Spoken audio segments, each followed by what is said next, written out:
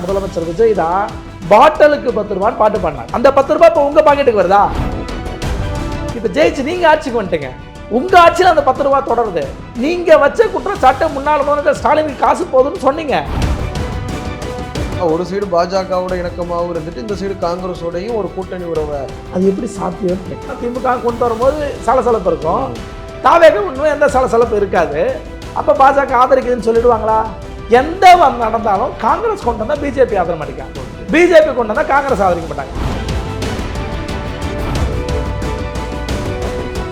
கர்நாடகாவுடைய காங்கிரஸ் அரசாங்கத்தை தமிழ்நாட்டை சேர்ந்த அமைச்சர்கள், காங்கிரஸ் அமைச்சர்கள் கண்டிச்சிருக்காங்க. வரலாற்று சிறப்பு வாய்ந்த ஒரு விஷயமா தான் பார்க்கணும். விஜய் இந்த விஷயத்தில் செய்யலை, ஸ்டாண்டு தப்பு அப்படிலாம் நம்ம எதுவுமே சொல்லலை. அவர் எடுத்திருக்க ஸ்டாண்டு சரி, அந்த ஸ்டாண்டுக்கு துணையா நம்ம எல்லாரும் இருக்கோங்கிறோம். ஆச்சி மசாலா எந்த சமையலும் ருசி தேடும் ரகசியம் 20 ரூபாய். எல்லா வானிலை மாற்றங்களுக்கும் பெஸ்டா இருக்கும் இந்த ரூபில் எக்ஸ்பெயின்ஸ். ரெட் நூல் தமிழ் நேயர்கள் அனைவருக்கும் வணக்கம். இன்று நாம் சந்திக்க போகும் சிறப்பு விருந்தினர் அதிமுகவில் இருந்து திரு ராஜா ஸ்டாலின் அவர்கள். சார் வணக்கம். வணக்கம். இன்னைக்கு சட்டமன்றத்தில் முதலமைச்சர் விஜய் அவர்கள் மேகதாது தொடர்பாக ஒரு தீர்மானம் கொண்டு வந்திருக்கிறார். அனைத்து உறுப்பினர்களும் ஆதரவு தெரிவிச்சிருக்கிறாங்க. பாஜகவும் சரி, காங்கிரஸும் சரி, கட்சி பேதமின்றி எல்லாருமே ஆதரவு தெரிவிச்சிருக்காங்க. எப்படி பார்க்குறீங்க இந்த நடவடிக்கையை? மாநில உரிமையில் சமரசம் இல்லாமல் திரு முதலமைச்சர் விஜய் அவர்கள் இருக்கிறாருன்னு எடுத்துக்கலாமா? இல்லை, முதல் நடவடிக்கையாக செஞ்சுருக்காங்க, அது நம்ம வரவேற்போம். ஏன்னா சட்டசபையிலேருந்து அனைத்து கட்சிகளும் இன்னும் நிறையா விஷயங்கள் நம்ம ஒரு மனதாகவே திமுக கொண்டு வர காலத்துலேயும் அதிமுக அப்படி பண்ணியிருக்கோம். அதிமுக கொண்டு வர காலத்துலேயும் திமுக மாநில இருமொழி கொள்கை போன்ற நீட்டு விவகாரம் போன்ற பல்வேறு விஷயங்களை 2 கட்சிகளுமே ஒன்றா தான் முடிவெடுத்தது. பேரறிவாளன் விடுதலை, இது பேரறிவாளன் விடுதலை உட்பட அதுபோல் மாநில உரிமைகளில் இன்றைக்கி புதிய அரசாக வந்திருக்கக்கூடிய தவேக அரசிற்கு ஆதரவாக 2 கட்சிகளுமே, திமுக அதிமுக 2ம் முடிவெடுத்தது. அது மட்டும் இல்லை, பொதுவாக சின்ன கட்சிகள் உட்பட அனைவருமே ஒருமனதாக இது பண்ண. என்ன சொல்லப்போனால் காங்கிரஸ் கட்சியை சேர்ந்தவர்களே கூட, தமிழ்நாட்டை சேர்ந்த காங்கிரஸ் கட்சியை சேர்ந்தவர்கள் கூட ஆதரவாக தான். அதுதான் கொஞ்சம் விசித்திரமாக இருக்குது. காங்கிரஸ் அரசை கண்டித்த காங்கிரஸ் அமைச்சர்கள்ங்கிற மாதிரி ஒரு அப்படிதான் இருக்குது. காங்கிரஸ் அரசை அவர்களே கண்டிச்சிருக்காங்க. கர்நாடகாவுடைய காங்கிரஸ் அரசாங்கத்தை தமிழ்நாட்டை சேர்ந்த அமைச்சர்கள், காங்கிரஸ் அமைச்சர்கள் கண்டிச்சிருக்காங்க. அப்போ இந்த மாதிரியான விஷயத்தை பார்க்கும்போது ஒரு வரலாற்று சிறப்பு வாய்ந்த ஒரு விஷயமாக தான் பார்க்குறோம். ஏன்னா காவேரியை பொறுத்தவரை நாம் நமக்கு தான் உரிமை அதிகம். இது சாதாரணமாக கடைமடை என்று சொல்லுவோம். அதாவது கொடுகுல தொடங்கி அங்கே கர்நாடகாவில் கொடுகு மலையில் தொடங்கி அங்கே இருந்து கடைசியாக நாகப்பட்டினத்தில் டெல்டாவில் சேரும். அப்போ அதிகம், அது ஏறத்தாழ 848 கிலோமீட்டர் வரும் பயணிச்சு. அதில் 500க்கும் மேற்பட்ட கிலோமீட்டர் தமிழ்நாட்டுக்குள்ளே தான். உங்களுக்கு ஒகேனக்கல்லில் தொடங்கிடும். இந்த கிருஷ்ணகிரி ஒகேனக்கல்லில் தொடங்கி அப்படியே தர்மபுரி வழியாக நேராக தஞ்சை போய் கடைமடை போய் சேரும். இப்போ இந்த இது வெள்ள வர காலத்தில் கடைமடை தான் மிகப்பெரிய பாதிப்புக்குள்ளாகும். அப்போ அதனால தான் உங்களுக்கு எல்லா நாடுகள்லையுமே, இங்கே தமிழ்நாட்டில் மட்டும் இல்லைங்க, உலகம் முழுக்கவே கடைமடை எங்கே இருக்கோ அந்த நாடு. ஏன்னா ஒரு சில இப்போ நிறையா நதிகள், என்ன நயாகரா மாதிரியான நதிகள்லாம் பார்த்தீங்கன்னா, சரி அது நீர்வீழ்ச்சி இல்லை, அது பேர் என்ன, நைல் நதி. ஏறத்தாழ நைல் நதியெல்லாம் பார்த்தீங்கன்னா 13 நாடுகளில் பாயுது. ஒரு நாடு 2 நாடு. நம்மளும் கூட பாகிஸ்தானும் இந்தியாவும் வரக்கூடிய நதிகள் இருக்கு. பிரம்மபுத்திரா அந்த மாதிரி நம்மளும்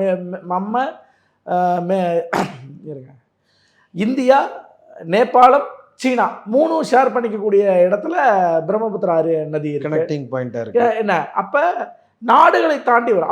அப்போ நாடுகளில் வரும்போது என்னன்னா, எது கடைமடை, அது பள்ளம், எது கடைமடைனா பள்ளத்துக்கு தான் எப்பயுமே வெள்ளம் வரும்போது தண்ணி சேரும். அப்போ பாதிப்பு அவங்களுக்கு இருக்கும். அதனால் வறட்சி காலத்தில், அதாவது வெயில் காலத்தில் என்ன பண்ணணும், அந்த பாதிக்கப்படுற பகுதிக்கு தண்ணி கொடுக்கும்.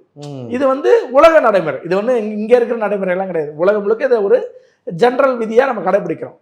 அப்போ அந்த அடிப்படையில் தான் நம்மளுக்கு உச்சநீதிமன்றம் தீர்ப்பு கொடுத்து, அது மாண்புமிகு புரட்சித் தலைவர் அம்மா அவர்கள் கூட அதை அரசிதழில் வருவதற்காக அவர்கள் முதல்வராக இருக்கும்போது தொடர்ந்து 3 நாட்கள், அதாவது 4 நாட்கள் உண்ணாவிரதம், அதில் 3 நாள் அதாவது முடிஞ்சிச்சு 4வது நாள். இல்லை, சட்டமன்றத்திலேயே நீங்கள் சொல்கிற வரலாறு எல்லாமே சௌமியா அன்புமணியும் சரி, பிரேமலதா விஜயகாந்த் அவர்களும் சரி, 2 பேருமே சொல்லியிருக்காங்க. நம்ம என்ன நினச்சிருப்போம்னா, இப்போ காங்கிரஸோட ஒரு இணக்கமான போக்க அவர் கடைபிடிக்க வேண்டிய இடத்துல இருக்கிறாரு. ஏன்னா 2 வெளியிலிருந்து ஆதரவுங்கிறத தாண்டி அமைச்சரவையில் பங்கெடுத்திருக்கிறாங்க. அதனால காங்கிரஸ் எதிர்த்து எதுவும் பேச மாட்டாருங்கிற ஒரு விமர்சனம் இருந்தது.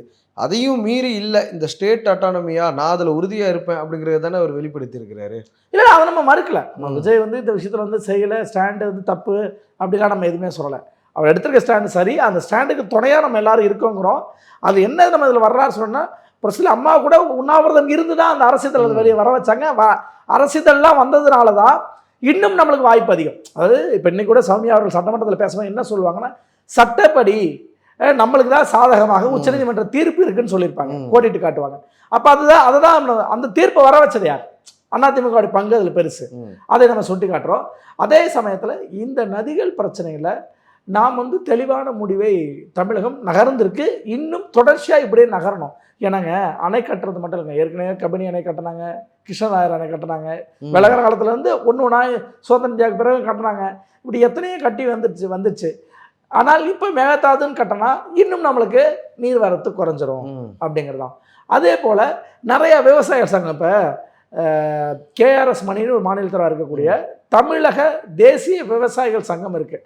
அவர் என்ன சொல்கிறாங்கன்னா, ஏறத்தாழ தமிழ்நாட்டுக்குள்ளேயே 14 இடத்துல அணை கட்ட சொல்லி ப்ரப்போசல் இருந்துச்சு. குறைந்தபட்சம் ஒரு 7 இடத்த நம்ம அணை கட்டியிருக்கணும். தமிழ்நாடு அதை செய்யலை. நம்ம அணை கட்டாததுனால அதை அவர்கள் வாய்ப்பாக எடுத்துக்கிறாங்க. இப்போ மற்ற விவசாய சங்கம்லாம் என்ன சொல்லுவாங்கன்னா, இது பிஆர் பாண்டியன் போன்றவர்கள்லாம் என்ன பண்ணுவாங்கன்னா, இதை பற்றி பேசவே மாட்டாங்க. மேகதாது அணை கட்டக்கூடாது மட்டும்தான் பேசுவாங்க. ஆனால் தமிழ்நாட்டுக்குள்ளே இந்த அணை தேவைன்னு சொல்ல மாட்டாங்க. ஆனால் இந்த நம்ம தமிழக தேசிய விவசாயிகள் சங்கம் என்ன சொல்லுதுன்னா, அதை சேர்ந்த மாநில தலைவர் கேஆர்எஸ் மணி என்ன சொல்கிறாருன்னா, இது வந்து தமிழ்நாட்டில் நம்ம 7 இடத்த குறைந்தபட்சம் நம்ம அணை கட்டியிருக்கணும். அந்த அணை கட்டி நம்ம நீர் தேக்கி வச்சுருக்கணும். அதுபோல் ஏரிகள்லாம் இருக்குல்ல, அது இன்டர் கனெக்ட். அது குறைந்தபட்சம் ஒரு 10-20 ஏரி வந்து இன்டர் கனெக்ட் இருக்குது. இப்போ ரொம்ப நாள் வெள்ளம் வரும்போது ஒரு ஏரியிலேருந்து இன்னொரு ஏரிக்கு போவோம், அப்படியான சூழல் இருக்கும். ஆனால் இது போல் மற்ற இடத்துலையும் அந்த மாதிரி வந்து சேர்த்துருக்கணுங்கிறாங்க. நிறைய இடத்துல ஒரு ஊரில் ரொம்பனா அடுத்த ஊருக்கு அந்த தண்ணி போகும். அது அப்போ இது தானாக போகிறத நம்ம அந்த ரூட்டு இருந்துச்சு, அந்த ரூட்டை நடுவில் கெடுத்துட்டாங்க. நடுவில் கனிமலை கொள்ளை அப்படி இப்படின்னு போய் மணலை வாருது, இது பண்ணது. அடுத்தது அவர் கேஆர்எஸ் மணியே சொன்னது என்னன்னா, இந்த காவேரி படுகையில நம்ம வந்து 2 பக்கமும் திருச்சி வரைக்குமே என்னன்னா இந்த மணல் அள்ளுற விஷயம். இந்த மணல் அள்ளுறதுனால அந்த நீர் இருக்குல்ல, அந்த நீரை மண்ணு சேர்த்து வச்சு கீழே அடியில் இருக்கும், அந்த நீர்மட்டம் இருக்கும். அந்த நீர்மட்டங்களில் அருகில் இருக்கக்கூடிய விவசாய நிலங்களுக்கு தண்ணீர் பற்றாக்குறை இருக்காது. கிணத்துல தண்ணி ஊற்று இருக்கும், கிடைக்கும். இப்போ அதில் அள்ளடுறதுனால கட்டாயம் வந்து கிடைக்கல மணல் அல்ல. அப்போ இந்த கனிமவள கொள்ளையே அதில் முக்கிய பங்கு. மணலை அள்ளுவதை தடுத்து நிறுத்தணும். தடுத்து நிறுத்தினா தமிழ்நாட்டு வளங்களில் பாதுகாப்பாக இருக்கும். ஒரு மழை பெய்யும் போது மழை காலத்தில் நம்ம சேர்த்து வைக்க முடியும். ஏரிகளை ஒன்று இன்டர் கனெக்ட் பண்ணிட்டீங்கன்னா குறைந்தபட்சம் ஒரு 20 ஏரி ஒன்றா இருக்குன்னு வச்சுங்களேன். ஒரு ஏரி ரொம்பனா இன்னொரு ஏரி, அப்போ எல்லாமே வழிந்தோடும். அப்போ அதெல்லாம் இன்டர் கனெக்ட் பண்ணிட்டு அதெல்லாம் விவசாயத்துக்கு பயன்படலாம். அப்படி பயன்படுத்திட்டு இருந்தோம். இப்போ தான் நடுவில் இடப்பற்றாக்குறை அப்படின்னு சொல்லி ஏரி புறம்போக்கு ஆக்குபை பண்ணிக்கிறது. சாதாரண பொதுஜனத்துலேருந்து பெரிய பெரிய கார்ப்பரேட் நிறுவனங்கள் வரைக்கும் ஏரி ஆக்குபை பண்ணிக்கிறாங்க. முதலமைச்சராக விஜய் பதவி ஏற்றுக்கிட்டதுக்கு அப்புறம் ஊழல் கிட்டத்தட்ட ஒளிஞ்சிருச்சு அப்படிங்கிறத ஆதவர்ஜுனாவும் சொல்கிறாரு. அதே மாதிரி நிறையா இன்புட்ஸே என்ன வருதுன்னா, இப்போ லஞ்சம் எந்த ஆஃபீஸ்லையும் வாங்குறது இல்லை அப்படிங்கிற ஒரு இன்புட்ஸையும் சீனியர் ஜேர்னலிஸ்ட் எல்லாருமே சொல்கிறாங்க. நிதர்சனம் அது இல்லை, ஏறத்தாழ குறைஞ்சிருக்குங்கிறது உண்மைதான், அதை நம்ம மறுப்பதற்கு இல்லை. என்னென்னா இப்போ நிறையா நம்ம இதில் கூட சொன்னாங்களே, தனியார் பள்ளிகள் கூட்டமைப்பு இந்த மாதிரி என்ஓசிக்கு வந்து 5 லட்ச ரூபா வரைக்கும் வாங்கி 5 லட்ச ரூபா மினிமம் வாங்குவாங்க. இப்போ அது இல்லை, ஒரு 5,000 பள்ளிகள்னால் என்ன தொகை வரும் நீங்கள் முடிவு பண்ணிங்கன்னா அவங்களே சொன்னாங்க. இதை வெட்ட வெளிச்சமாக இப்போ தான் சொல்கிறாங்க. ஆக இந்த மாதிரியான விஷயங்கள் நம்மளுக்கு தெரியும். சாதாரணமாக இதை ஒன்றும் பெரிய இதில் ஒவ்வொருத்தரும் ஒரு நிறுவனத்துக்கு ஏதோ ஒரு லைசன்ஸ் வாங்கினா குறைந்தபட்சம் ஏதோ ஒரு காசு கொடுப்போம். ஒரு 1000 ரூபாயாவது நம்ம செலவு பண்ணாமல் ஒரு ஹோட்டல் வச்சுருக்காங்க, ஒரு எஃப்எஸ்சிசி லைசன்ஸ் வாங்கணும், ஒரு மாநகராட்சி லைசன்ஸ் வாங்கணும். காசு இல்லாமல் நடக்காது, இது எல்லாருக்கும் தெரியும். என்ன ஒரு பட்டாசு கடை வைக்க போகிறோம், தீயணைப்புத்துறைகிட்ட இருந்து ஒரு என்ஓசி வாங்கணும் அப்படின்னா எப்படி வரும்? அது கட்டாயம் இருக்கிற விஷயம் தான், நம்ம அது மறுக்கலை. அது ப்ரூவ் பண்ண முடியாது. ஆனால் ப்ரூவ் பண்ண முடியாத உண்மையை தான் எல்லா இடத்துலையுமே. இன்னொன்று மக்களுமே அது எப்படின்னா பணம் கொடுத்தாதாவது நம்ம வேலை முடிஞ்சிருமாங்கிற ஒரு எண்ணத்துல சிலர் மக்கள் மேலே இல்லை, எல்லாரும் இல்லை, சிலர் அலைய வைப்பாங்க. அலைய வைப்பாங்கன்னா என்ன அர்த்தம்னா, ஒரு 15 விதமான டாக்குமெண்ட் சப் டாக்குமெண்ட்டாக கேட்பாங்க. அதுக்கு அவங்க அலைஞ்சு அந்த அந்த ஃபார்மாலிட்டி 15 டாக்குமெண்ட் ரெடி பண்ணுறது கடைசியில் மக்களுக்கு என்னன்னா சரி பணம் கொடுத்தா வேலை முடிஞ்சுதா அப்படிங்கிற மாதிரி ஒரு எண்ணம் வந்து. அதுங்க. இப்போ நீங்கள் உதாரணத்துக்கு ஒன்று சொல்கிறேங்க, ஒரு கம்யூனிட்டி சர்டிஃபிகேட் வேணும் அப்படின்னு வச்சுக்கோங்க. கம்யூனிட்டி சர்டிஃபிகேட் முதல்ல உள்ளூரில் இருக்கக்கூடிய விஏஓட்ட ஒரு சர்டிஃபிகேட் கேட்பாங்க. அவங்க சர்டிஃபிகேட் வாங்கணும். உங்கள் தாத்தாவோ உங்கள் அப்பாவோ இந்த சமூகத்திலேருந்து பிறந்தவங்க தான் அப்படின்னு அவங்க முன்னாள் கம்யூனிட்டி சர்டிஃபிகேட் இருக்கும். இருந்தாலுமே கேட்பாங்க. அப்போ விஏஓ ரெக்கமெண்டேஷன் வேணும். விஏஓ ரெக்கமெண்டேஷன் வேணும்னா விஏஓக்கு இன்னும் நம்ம பார்க்குறோம் ட்ரைபல் சர்டிஃபிகேட் வேணும்னு எத்தனை மக்கள் வந்து கேட்டுட்டு இருக்காங்க. அது மாதிரி நிறையா. அப்போ அந்த விஏஓலேருந்து தாசில்தார் இருந்து இப்படி அந்த துறை இருக்கணும், அந்த வருவாய்த்துறைக்குள்ளே அப்படி லஞ்சம் ஓடிடும். நான் வருவாய்த்துறையே வருவாய்த்துறை தான். அது அதுக்கு தான் அது பேர், அது வருவாய்த்துறை. இதை அப்போ இப்படியான விஷயம் மக்கள் ஒத்துக்கிட்டது. நான் வந்து ஒரு துறையை போய் குற்றச்சாட்டு வைக்கல. இன்னொருத்தர் வந்து இல்லைங்க சும்மா இட்டு கட்டிலாம் பேசலை அப்படி ஒன்று இருக்குது. அந்த யதார்த்தத்தை குறைஞ்சிருக்கு. நானே இப்போ பார்க்குறேன் நிறையா ஒயின் ஷாப்புகள் வந்து குறைந்தபட்சம் அந்த 10 மணிங்கிறது முதல்ல 9:45 மூடுவாங்க. இப்போ 9:55 வரைக்கும் ஓட்டுற கடை திறந்துருக்கு. ஆனால் இன்னமும் 10 மணிக்கு வரல முழுசாக. காமன் நேரங்கிறது ஒரு 10 நிமிஷம் கூடுதலாக ஒயின் ஷாப் இயங்கிட்டு இருக்கு. 10 மணிங்கிறது 9:55 வரைக்கும். நிறையா இடத்த 10 மணிக்கு மேலே பிளாக்ல விற்கிற சரக்கு விற்கல, அது நிறுத்தியிருக்காங்க. ஆனால் ஆட்சி இந்த 20 ரூபா வாங்குற விஷயங்கள் அதையும் 20 ரூபா 10 ரூபா பாட்டிலுக்கு அது வந்து திருப்பி ரிட்டர்ன் பண்ணுறது. இது இன்னும் நல்லது என்னன்னா, இப்போ ஊட்டி கொடைக்கானல்லாம் பார்த்தீங்கன்னா எந்த ஒயின் ஷாப்லாம் கொடுக்கலாம். அந்த மாதிரி இருந்தால் நல்லது. வேணா கண்ணாடி உடைச்சி அங்கங்கே போடுறது சும்மா காசு தராத பொருள் தானே, தூக்கி குப்பையில் போட்டு போவான். குப்பையில் ரோட்டில் போட்டு உடைப்பான். இப்போ அது கொஞ்சம் பார்த்து எங்கேயாவது பாட்டில் உடையிறது குறைஞ்சிருக்கு. ஏன்னா கடந்துச்சுன்னா அந்த குப்பை போடுறவங்களாம் எடுத்துக்கிட்டு போய் கடையில் போட்டு காசாக்கிடுவாங்க. அதனால அது குறைஞ்சிருக்கு. அது நம்ம வரவேற்போம். ஆனால் இது என்னன்னா குறைந்தபட்சம் எந்த கடையில் வேணாலும் கொடுங்க. அரசு முத்திரை இருக்கா, முத்திரை வந்து அந்த கடையில் வந்து 10 ரூபா ஒயின் ஷாப்பில் அது ஈஸியாக இருக்கும். இல்லைனா இந்த கடையில் கொண்டு போய் கொடுத்தா இப்போ ஒரு 10 ரூபா ஒரு பாட்டில்னு வச்சுக்கோங்க. ஒருத்தர் ட்ராவல் பண்ணி போய் அவன் வாங்கின கடையிலேயே போய் கொடுக்கணும்னு வச்சுங்க. அது கொடுக்கறதுக்கு அவரை செலவுக்கு நான் போட்டு போகிறேன், நான் போட்டு போனேன், அந்த நோக்கம் சிதைஞ்சிருதா? அப்போ எங்கே வேணாலும் வச்சுங்க அப்படிங்களா? அல்லது மாவட்டத்துக்கு அப்போ இந்த மாதிரி செங்கல்பட்டு மாவட்டம் எந்த மாவட்டத்தில் வேணாலும் அதை கொடுங்க. மாவட்டத்துக்கு ஒரு முத்திரை வச்சுருக்கோம். தமிழ்நாடு முழுக்கே ஒரு எங்கே வேணாலும் கொடுக்கலான்னு வச்சா ஈஸி தாங்க. ஓகே. ஏன்னா அந்த ட்ராவல் பண்ணுறவன்லாம் இங்கேருந்து வாங்கிட்டு இன்னொரு இடத்துக்கு போவான். டூர் போகிறவன் வண்டியில் காரில் வாங்கி மொத்தமாக லோட் பண்ணிக்குவானுங்க. எல்லா டூர்லேயும் அது நடக்கிறது தான். அப்போ அவெல்லாம் எங்கே கொண்டு போய் போடுவான்? அப்போ அது காசு ஆக்கணும். ஏன் அது பணத்தை விரயமாக்கணும்? அதோடைய நோக்கம் என்ன?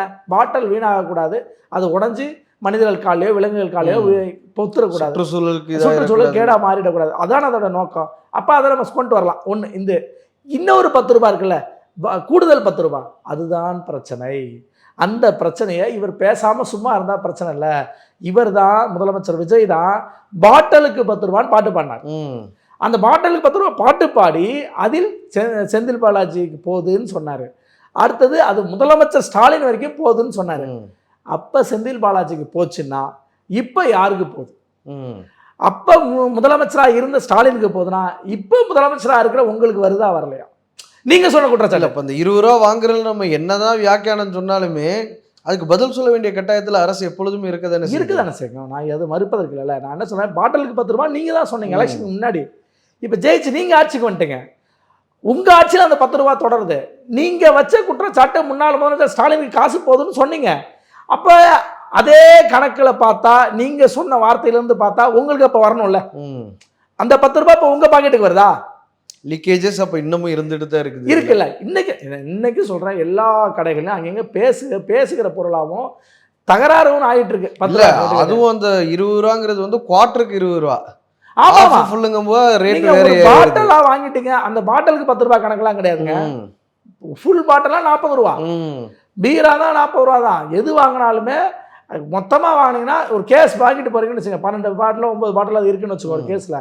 அந்த கேஸுக்கு தான் சேர்த்து காசு, அவன் விலையோடய சேர்த்துக்கிறாங்க. எம்ஆர்பி விலைக்கெல்லாம் விற்கிறது இல்லைங்க யாரும். எம்ஆர்பி விலைக்கு விற்கிறதே கிடையாதுங்க. இந்த கூடுதல் 10 ரூபா தான்.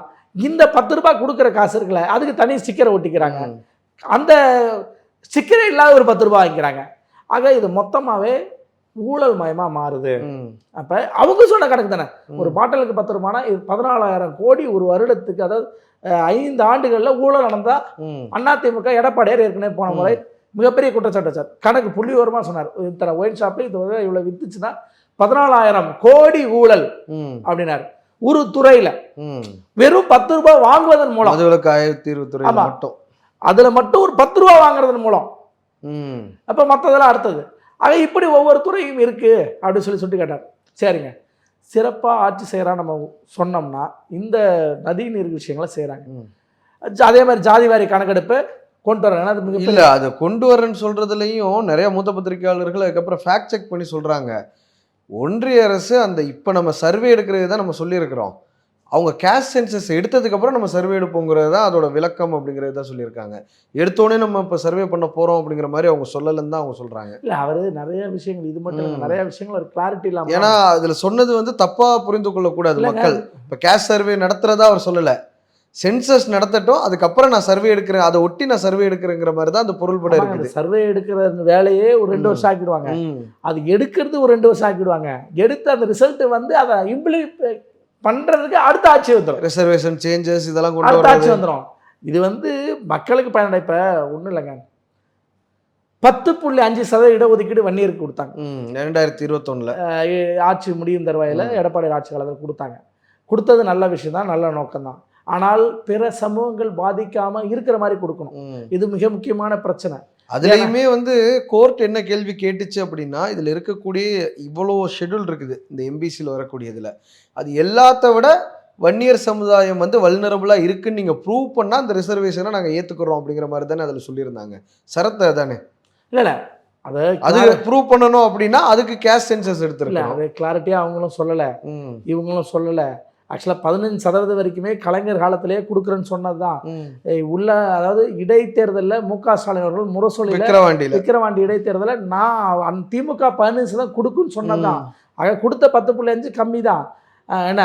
ஆனால் அதை விட இப்போ நம்ம என்ன சொல்லுவோம்னா, தமிழ்நாட்டோட ஜாதிய சிக்கலுக்கு மிகப்பெரிய பிரச்சனையே இது போன்ற பிரச்சனை தான். நீங்கள் 10.5 வன்னியர் கொடுக்கும்போது உடனே முக்குலத்தோர்கள் எதிர்ப்பது, கொங்குவலார்கள் எதிர்ப்பது அப்படின்னு இருக்குல்ல. ஆக்சுவலாக இந்த பிரச்சனை சரியாவதற்கு இடஒதுக்கீடை நீங்கள் மாவட்ட வாரியாக அமுல்படுத்துவதால் சிறப்பாக இருக்கும். ஏன் சிறப்பாக இருக்கும்? இலங்கை மாதிரி சொல்கிறீங்களா? அதாவது நம்மளுக்கு என்ன சிக்கல்னா, தமிழ்நாட்டில் ஒரு சமூகம் ஒரு இடத்த கிடையாது. மேற்கு மண்டலத்தில் தான் கொங்கு கவுண்டர்கள் அதிகமாக. வன்னியர்னாவே தருமபுரி கிருஷ்ணகிரின்னு நினைப்பாங்க, ஆனால் கோயம்புத்தூர், தஞ்சாவூர், மயிலாடுதுறை எல்லா இடத்துலையுமே இருக்கிறாங்க. இல்லை, எல்லா தலித் சமுதாய மக்களும் எல்லா இடத்துலையுமே. ஆமாங்க, அதாவது எல்லா இடத்துலையுமே இருக்கிறாங்க. ஒன்றும் இல்லைங்க, நம்ம தலித் ரிசர்வேஷனுக்கு வருவோம். ஏன்னா தமிழகத்தில் எஸ்.எஸ். பாலாஜி கூட அதை பற்றி பேசியிருக்காங்க. என்னன்னா, ரிசர்வேஷன் என்பது தமிழ்நாட்டில் 42 சீட்டு வந்து தலித்துகளுக்கு ஒதுக்குறாங்க, எஸ்சிகளுக்கு ஒதுக்குறாங்க. அந்த எஸ்சிகளுக்கு ஒதுக்குறதுல வட தமிழ்நாடுனா நம்ம கும்மிடிப்பூண்டியில் தொடங்கி இந்த காவேரி பெல்ட்டை நாகப்பட்டினம் வரைக்கும் திருச்சிக்கு இந்தாண்ட வரும்னு வச்சுக்கோங்களேன். அந்த காவேரி எல்லையாக வச்சு வரும். இந்த இடத்துல தான் ஏறத்தாழ 30க்கும் மேற்பட்ட இடம் இருக்குது. அப்போ மீதி 12 தான் தென் தமிழ்நாட்டில் இருக்குது, மேற்கு தமிழகத்தையும் சேர்த்து. அப்படிங்கும்போது ஏன் அப்படின்னா, ரேஷியோ ஒரு மாவட்டத்தை எடுத்தா, காஞ்சிபுரத்தை எடுத்தா ஒரு தொகுதியில் எந்த தொகுதியில் அதிகமாக இருக்காங்களோ அங்கே கொடுக்கணும். அப்போ எல்லாமே இங்கேயே கொடுத்துட்டா தென் தமிழ்நாடு போகக்கூடாதுங்கன்னா ஒரு ஸ்பிளிட்டப்புக்காக வச்சிருக்காங்க பேருக்கு. நீங்கள் அப்படி கொடுத்தீங்கன்னா வட தமிழ்நாட்டோட முடிஞ்சிடும் அவரே சொல்லுவார். எஸ்.எஸ். பாலாஜி விடுதலை சிறுத்தைகள் கட்சியை சேர்ந்த SS. Balaji MLA SS. Balaji. Thiruvika நகரில் மட்டும்தான் இப்போ பட்டியல் சமூகத்தை சேர்ந்தவங்க இருக்காங்களா? பெரம்பூர்ல இல்லையாங்கிற ஒரு கேள்வி வரும். அடுத்தது அது ஆக்சுவலாக எப்படி திருவொற்றியூர்ல இல்லையாங்கிற இருக்கிறதுலையே எங்கே தலித் பாப்புலேஷன் அதிகமாக இருக்கும், அதாவது அந்த மாவட்டத்துக்குள்ளே எது அதிகம், அதை ஃபஸ்ட்டு 2 3 அதில் அதை கொடுத்துடணும். அப்படி தான் இருக்குன்னு வச்சுக்கலாம். அது போல தான் இந்த அடுத்து பிசிகளுக்கு வருவோம், எம்பிசிகளுக்கு வருவோம்.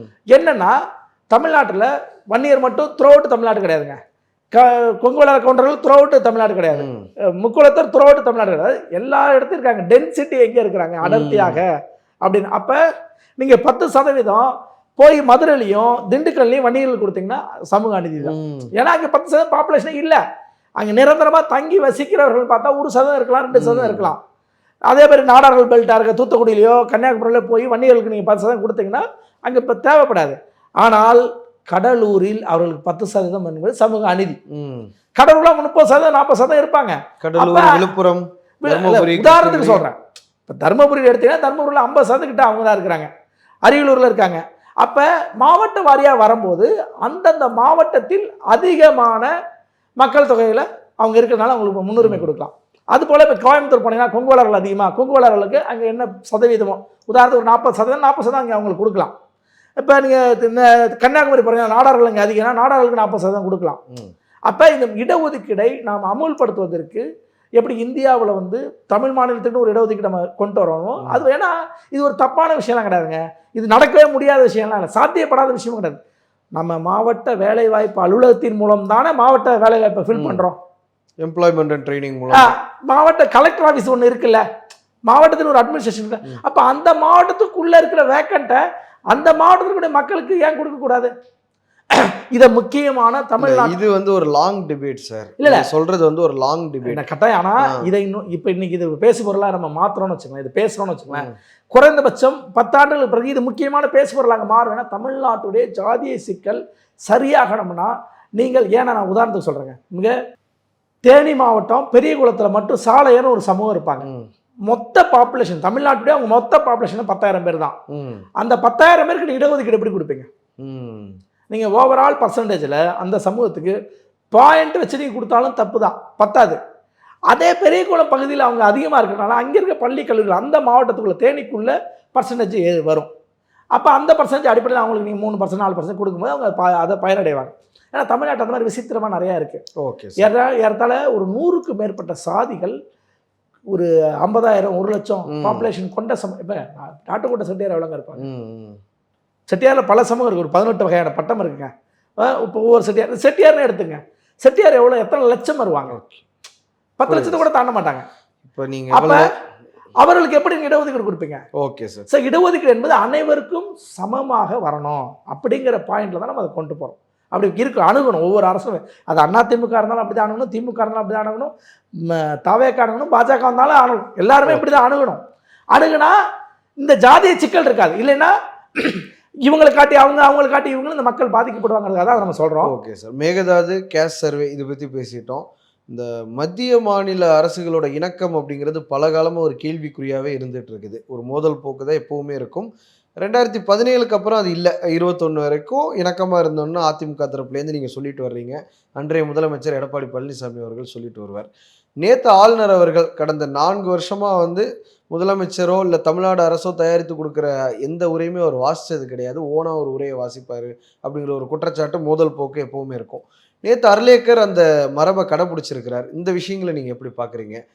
எந்த இடத்தாவது பெரியார் பெயர் வந்துச்சா? எந்த இடத்தாவது அண்ணான்னு பெயர் வந்துச்சா? அண்ணாங்கிற பேர் வந்து தானே? இல்லைங்க, அண்ணா பேர்லாம் வரல. இல்லை, அண்ணா எம்ஜிஆர் வெற்றி பிறகு இது மிகப்பெரிய வெற்றிங்கிற மாதிரி அந்த ஒரு இடம். அதாவது அவங்க திமுக கொடுக்குற இதில் வந்து பாஜக அரசை, அதாவது மத்திய அரசை விமர்சனம் பண்ண அண்ணாவுடைய ஸ்லோகன் இருக்கும், அண்ணாவுடைய கோட் முன்னாடி பேசின முன்மொழிஞ்சிருப்பாங்க. இங்கே வந்து இந்த 2-3 வார்த்தையோட கடந்துட்டாங்க. ஓகே, புரியுது? அதாவது பெரியாரை பற்றி அவங்க எப்படி கோட் பண்ணி கொடுப்பாங்கன்னா, மாநில அரசு மத்திய அரசுக்கு எப்படி சண்டை போட்டுச்சுங்கிறத வச்சு கொடுப்பாங்க. அதை அவர் கட் பண்ணிட்டு அவர் ஒரு அறிக்கையை அதை தான் பேசுவார். ஆனால் அந்த வார்த்தையை விட்டுட்டு பேசுவார். RN ரவி வந்து விட்டுட்டு பேசுவார். இவருக்கு அந்த மாதிரி எந்த வார்த்தை சங்கடப்படுத்தக்கூடிய எந்த வார்த்தைகளும் சார் யூனியன் கவர்மெண்ட் கிரிட்டிசைஸ் பண்ணுற மாதிரி நிறைய விஷயங்கள் இருந்தது சார். இல்லை, அதாவது சமூக சிக்ஷா நிதியை பற்றி பேசுகிறாங்க, இருமொழி கொள்கை பேசுகிறாங்க. என்ன இப்போ நீங்கள் இங்கே தான் பார்க்கணும், இருமொழி கொள்கையை இன்னைக்கு முதல் முறையாக ஏறத்தாழ 4 ஆண்டுகள் மேலே 5 ஆண்டுகளுக்கு அப்புறம் இப்போ தான் இருமொழி கொள்கையை பற்றி கவர்னர் பேசுகிறார். கவர்னர் உரையில் வருது. அப்போ இப்போ இந்த இடத்த தான் பாஜகவுடைய ரோல் இருக்குன்னு எல்லாரும் பேச வைப்பாங்க. ஆனால் உண்மையாக அது ரோல் இருக்கா இல்லைங்கிறது இல்லை. இணக்கமாக இருக்கிறாங்கன்னு சொல்லி உதயநிதி ஸ்டாலின் எதிர்கட்சி தலைவரும் சொல்ல வச்சுட்டாங்கல்ல. அது எதுக்கு? இருமொழி கொள்கை அண்ணா திமுக கொண்டு வரும்போது சலசலப்பு இருக்கும், தாவேக ஒன்றும் எந்த சலசலப்பு இருக்காது. அப்போ பாஜக ஆதரிக்குதுன்னு சொல்லிடுவாங்களா? ஏன் அதை நீங்கள் ஒரு ராஜதந்திரமாக பார்க்க மாட்டீங்களா? ஒரு சைடு பாஜகவோட இணக்கமாகவும் இருந்துட்டு இந்த சைடு காங்கிரஸோடையும் ஒரு கூட்டணி உறவை தொடர்றது வந்து ஒரு ராஜதந்திரமாக பார்க்க முடியாதா? அது எப்படி சாத்தியம்னு கேட்குறேன். சாத்தியமாக இருக்குல்ல நேற்று சட்டமன்றத்தில்? இல்லைங்க, அதாவது பாஜகவுக்கு இந்த இருமொழி கொள்கைங்கிற விஷயமும் அல்லது இவர் அர்லேக்கரோ அதை கவனிக்க தவறிவிட்டார்கள். சார், உங்களுக்கு நல்லா தெரியும், ஒரு ஆளுநருக்கு வந்து தமிழ் படிக்க தெரியாது. அவர் அடிப்படையில் கோவாக்காரரு, இதுக்கு முன்னாடி இருந்தவர் பீகார்காரரு, அதுக்கு முன்னாடி இருந்தவரும் கூட மகாராஷ்டிராக்காரரு. அவங்களுக்கு தமிழ் படிக்க தெரியாது. ஒன்று அங்கே இருக்கக்கூடிய ஆஃபீஸர்ஸ்கிட்ட கேட்பாங்க, இல்லாட்டி ஹோம் மினிஸ்ட்ரிகிட்ட கேட்பாங்க என்ன இது எடுக்கிறது, எந்த நடவடிக்கை எடுக்கிறது அப்படின்னு. அப்போ ஹோம் மினிஸ்ட்ரிகிட்டையும் ஒரு க்ரீன் சிக்னல் தானே கிடச்சிருக்கு, விஜய் பண்ணுறதை நீங்கள் தொடர்ந்து நீங்கள் ஆதரவு அளிங்கிற மாதிரி. அது மத்திய அரசாங்கத்திலேருந்து அவருக்கு என்ன சிக்னல் வந்துச்சு நம்மளுக்கு தெரியாது. க்ரீன் சிக்னல் இப்போ வந்துச்சு, ரெட் சிக்னல் வந்துச்சா நம்மளுக்கு தெரியாது. ஆனால் இந்த விஷயங்கிறது நீங்கள் இருமொழி கொள்கை பாஜக எங்கேயாவது பேசியிருக்கா? எங்கேயாவது பேசியிருக்கா? அதாவது இருமொழி பேசுகிற ஹிந்தி மாநிலங்களை தவிர்த்து மீதி ஆந்திராவில் பேசியிருக்கா, மகாராஷ்டிராவில் அதை பேசியிருக்கா, கல்கத்தாவில் அதை பேசியிருக்கா, ஒடியாவில் பேசியிருக்கா. எல்லா இடத்தையுமே ஒடியாவும் பேசணும், ஹிந்தியும் பேசணும், அப்புறம் இங்கிலீஷ் அப்படிங்கிற இடம் தான் அவங்க ஸ்டாண்டாக இருக்கும். பாஜகவோட ஸ்டாண்ட் இது வரைக்கும் எங்கே அப்படி தான் இருந்திருக்கு. அப்போ தமிழ்நாட்டில் வந்துட்டு எப்படி அவங்க இருமொழி கொள்கைக்கு ஒத்துக்காங்க? ஒத்துக்க வாய்ப்பு இல்லை. இது கவனக்குறைவு தான். இது கவனக்குறைவாக விட்டது அப்படி தான் நான் நினைக்கிறேன். இணக்கம்னு நான் அதை பார்க்க முடியாது. ஏன் இணக்கம்னு பார்க்க முடியாதுன்னா, இப்போ இலங்கைக்கு எதிராக போர்க்குற்றம் வருதுன்னு வச்சுக்க, உடனே என்ன பண்ணுவாங்க, இங்கே இருக்க கம்யூனிஸ்ட் எல்லாமே இலங்கையை சப்போர்ட் பண்ணுவாங்க. ஏன்னா தமிழர்களுக்கு எதிராக இல்லை, நாங்கள் வந்து அமெரிக்காவுக்கு ஒரு தீர்மானம் கொண்டு வந்துச்சு, அதை நாங்கள் ஆதரிக்க மாட்டோம் அப்படிங்கிற ஒரு ஸ்டாண்டு. கியூபா 2009 அவங்க இலங்கைக்கு எதிராக தானே இருந்தாங்க. ஏதாவது ஒரு சம்பவங்க, அது அந்த பீக்கில் இருந்த பிரச்சனை, அந்த சம்பவம். பொதுவாகவே இப்போ கியூபாவே என்ன பண்ணுவாங்க, இலங்கை அரசின் மீது இனப்படுகொலை அரசுன்னு ஒரு தீர்மானம் வந்துச்சுங்க ஜெனீவாவில். அப்போ ஜெனீவாவில் ஐநா சபையில் வந்தப்போ கியூபா உட்பட இலங்கைக்கு ஆதரவாக வாக்களிச்சது. ஏன்னா அமெரிக்கா கொண்டு வந்த தீர்மானம்னு சொல்லி. அது காரணம் அமெரிக்கா கொண்டு வந்தது. அதுபோல் எந்த நடந்தாலும் காங்கிரஸ் கொண்டு வந்தால் பிஜேபி ஆதரிக்க மாட்டாங்க, பிஜேபி கொண்டு வந்தால் காங்கிரஸ் ஆதரிக்க மாட்டாங்க. இப்படி தான் ஸ்டாண்டு. ஆனால் இங்கே மட்டும் அந்த ஸ்டாண்டு ஏன் அப்படி அமைதியாக இருக்கு? அப்போ இன்னொரு சந்தேகம் வரும். இல்லை என்னன்னா, நயினார் நாகேந்திரன் இன்னைக்கு கூட எதிர்ப்பு தெரிவிக்கிறார். நீங்கள் சாக்கு போக்கு சொல்லி இந்த 2500 மாதிரி தேர்தல் வாக்குறுதியெல்லாம் நிறைவேற்றாமல் இருந்தால் பாஜக பார்த்துட்டு சும்மா இருக்காதுன்னு. இன்னொரு பக்கம் கவர்னர் ஒரு கோஆப்ரேட் பண்ணுற மாதிரி தெரியுது கவர்மெண்ட்டுக்கு. அதோட சபாநாயகர் ஜேசிடி பிரபாகர் சொல்கிறாரு, எந்த மாநில அரசும் இணக்கமாக இருக்கணும் தான் நினைக்கும், அதுதான் இவங்களும் பண்ணுறாங்கங்கிற மாதிரி டிஃபெண்ட் பண்ணுற மாதிரி தான் அவர் சொல்கிறாரு. இல்லை, அது உண்மை என்னன்னா, விஜயோட டபுள் ஸ்டாண்டர்டாக நம்ம பார்க்கக்கூடாது, விஜயை நம்ம சந்தேகத்துக்குள்ளாக்கக்கூடாது. பாஜகவோட டபுள் ஸ்டாண்டர்ட் என்னன்னு நம்ம பார்க்கணும். அது எப்படிங்க வித்தியாசமான அணுகுமுறையாக இருக்குது? பாஜக டபுள் ஸ்டாண்ட் அடிக்கும், ஆனால் அதில் பெனிஃபிட் அடைகிற விஜய் வந்து டபுள் ஸ்டாண்ட் அடிக்க மாட்டார். அப்படிலாம் இல்லைல்ல. அதாவது நான் சொல்ல, 2 பேரும் கூட்டுனா 2 பேரும் தான் கூட்டு. அது இவங்க நல்லவங்க, இவங்க கெட்டவங்க. சரி, பாஜகனா மட்டும் கெட்டவங்க. ஆக்சுவலாக உண்மையிலேயே பாஜக தாங்க இப்போ பரிதாபக்குரிய இடத்துல இருக்கு. சீட்டுக்காக சொல்ல வரல. தமிழ்நாட்டில் பரிதாபங்கிற வார்த்தை அண்ணாமலையை வச்சு சொல்றீங்களா? இல்லை, பரிதாபம்னு எதை வச்சு சொல்றோன்னா, அனைவருமே எது நடந்தாலும் பாஜக மேலே பழி போடுறாங்க. அவங்க ஒரு சீட்ல இருக்காங்க, ஒரு சீட்டுக்காக இல்லைங்க. இல்ல பாஜக ஃபேக்டர் இல்லைங்கிற நானும் இல்லைங்க, அப்படிலாம் இல்லைங்க. ஏன்னா இந்த எலெக்ஷன்ல பாஜக ஃபேக்டர்னு ஸ்டாலின் சொல்ற மாதிரி இருந்தா ஸ்டாலின் ஜெயிச்சிருப்பாரு 2024 போல. இல்ல பாஜக ஃபேக்டருங்கிறது ஏறக்குறைய அவுடேட்டட் ஆயிடுச்சுன்னு தானே இந்த எலெக்ஷன்ல நம்ம பார்க்க முடியும். தேர்தல் வெற்றி தோல்வி பாஜக கணக்கு எடுத்துக்காதுங்க பாஜகவை பொறுத்தவரை. ஏன்னா அது வந்து ஆர்எஸ்எஸ் பொறுத்த வரைக்கும், பாஜக பின்னாடி இருக்கக்கூடிய ஆர்எஸ்எஸ்கே பொறுத்த வரைக்கும் 100 பேர் 101 ஆவாங்க, 101 102 ஆகும் வர 100 பேர் 99 குறையாது. அதோடைய பலம் என்பது அதான். கம்யூனிஸ்ட் கட்சிகளுக்கு எப்படி வந்து அவர்களுடைய கொள்கையும் அவர்களுடைய செயல்பாட்டாளர்களும் பலமோ, நீங்கள் தோல்விங்க, தேர்தல் வெற்றி சார்ந்தீங்க, தோல்வி சந்திங்க, ஆனால் பலம் வாய்ந்த ஆளாக கம்யூனிஸ்ட் கட்சி இருக்கும். ஆனால் இவங்க என்ன பண்ணுவாங்க, ஆர்எஸ்எஸ் தேர்தல் வெற்றி தோல்வியில் தாண்டி நாங்கள் பலமானவர்கள் அப்படின்ட்டு இருப்பாங்க. அது போல தானே தோல்வியை இந்த வெற்றி தோல்வி தீர்மானிக்கல. ஆனால் அதை தாண்டி என்ன நடந்தாலுமே, இப்போ விஜய் ஆட்சிக்கு வந்தால் கூட பாஜக சம்மதத்தில் தான் வந்தாங்கன்னு சொல்கிறது. அடுத்து ஒரு கிறிஸ்துவர் ஆட்சியில் இருந்தால் தான், தொடர்ந்து ஒரு 5 ஆண்டுகள் இருந்தால் தான், பாருங்கள் கிறிஸ்துவர் ஆட்சிக்கு வந்துட்டார், அதனால் நம்ம வந்து நம்ம வரணும், பெரும்பான்மையாக இருக்கோம் இந்துக்கள், நம்ம ஆட்சிக்கு இல்லைன்னு பேசுவாங்க. அது பேசுறதுக்காக தான் விஜய் ஆக விட்டாங்க.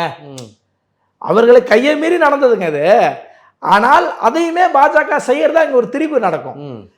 ஊடகங்களே பத்திரிகையாளர்கள், என்னை போன்ற பத்திரிகையாளர்களே நிறைய பேர், இல்லை பாஜக மீண்டும் வருவதற்கு ஒரு கிறிஸ்துவ அரசு இருந்தால் தான் அந்த அரசை கிறிஸ்துவ அரசுன்னு சொல்லி சொல்லி சொல்லி சொல்லி நம்ம வந்து ஓட்டிங் மிஷின் மாதிரி மாற்ற முடியும். இல்லை பெரும்பான்மை இப்போ ஓட்டிங் மிஷின் மேலே குறை சொல்கிறாங்களே, நான் என்ன சொல்கிறேன், நான் திமுக ஆட்சிக்கு வரும்போது சொன்னீங்களா, அதை காங்கிரஸ் ஆட்சிக்கு வந்துச்சுல்ல, அப்போ ஓட்டிங் மிஷின் தானே இருந்துச்சு, அப்போ அந்த குறையை ஏன் சொல்லலை?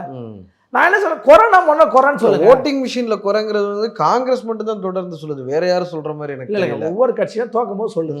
திரிணாமுல் காங்கிரஸ் தோக்கும் போதுமே இப்ப திமுக சொன்ன மாதிரி எனக்கு தெரியல. திமுக என்னைக்குமே சொல்ல, டிஎம்சி சொல்றாங்க, காங்கிரஸ் சொல்றாங்க, வேற யாரும் சொல்ற மாதிரி தெரியல. அதிகாரப்பூர்வமாக அதிமுக வெற்றி பெற்ற காலத்திலையும் சரி, திமுக வெற்றி பெற்ற காலத்திலையும் சரி, ஓட்டிங் மிஷின் குற்றச்சாட்டை திமுக வைக்கல, அதிமுக வைக்கல, அதிமுகவுமே வைக்கல. தொடர்ந்து சொல்ற காங்கிரஸ் தான். தேர்தல் ஆணையம் பலமுறை சொல்லிருச்சு, உங்கள்கிட்ட சயின்டிபிக் எவிடன்ஸ் இருந்தா கொண்டு வந்து கோர்ட்டுக்கு கொடுங்க. கார்த்தி சிதம்பரம் கூட உடன்படாம இல்லைங்க அப்படிலாம் நடக்க வாய்ப்பு இல்லைன்னு அவரே எதிர்நிலைப்பாடு, கட்சி ஒரு நிலைப்பாடு, அதுக்கு எதிர்நிலைப்பாடே எடுத்துட்டாரு. எடுத்து சொல்லிட்டாரு, நான் ஓட்டிங் மிஷின் தப்பு நடக்க நான் ஒத்துக்க மாட்டேன் அப்படின்ட்டாரு. நான் என்ன சொல்றேன், இந்த குற்றச்சாட்டை காங்கிரஸ் ஆட்சியில் இருக்கும்போது அவர் சொல்ற வார்த்தை, கார்த்தி சிதம்பரமே ஏங்க நாங்கள் ஆட்சிக்கு வந்தோம்லங்க, அப்போ நாங்கள் அந்த ஓட்டிங் மிஷின் தப்பு பண்ணி தான் வந்தோமா? அப்போ நீங்கள் அதை ஒத்துக்கிறீங்களா? அப்போ பிஜேபி வந்து சின்ன ஒத்துக்கிட்டிங்கன்னா அப்போ காங்கிரஸும் அப்படி தானே வந்திருக்கணும் அப்படின்னு அவர் சொல்கிறாரு. அப்போ ஓட்டிங் மிஷினில் தப்பு இருக்குது இல்லைங்கிறது நம்மளை பொறுத்த வரைக்கும், ஓட்டிங் மிஷினை பொறுத்த வரைக்கும் தப்பு நடக்கலை. ஒரு சந்தேகம் இருக்குன்னா அது கைவிட்டுட்டு வெளிப்படைத்தன்மைக்கு வர்றது நல்லது. எப்படி உள்ளாட்சி தேர்தல் இந்த வார்த்தை வரல, ஏன்னா உள்ளாட்சி தேர்தலில் நம்ம ஓட்டு தான் போடுறோம், ஷீட்டில் தான் ஓட்டு போடுறோம், தாளில் ஓட்டு போடுறதுனால அது எதுவும் தப்பு நடக்கலாங்கிறோம். ஏன்னா நிறையா மக்களுக்கு டெக்னாலஜி பற்றி தெரியாதுங்க, டெக்னாலஜி புரியாதுங்க.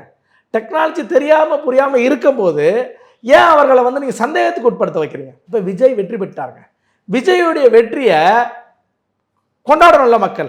கொண்டாடாம ஒரு சாரர் வந்து ஓட்டிங் மிஷினில் தப்பு நடந்திருக்கு, ஒரு பெரிய வெற்றியை ஒரு மக்கள் வாக்களித்த விஷயத்த அப்படியே ஓட்டிங் மிஷின் தப்புன்னு சொல்லி தப்பிக்க கூடாதுல்ல.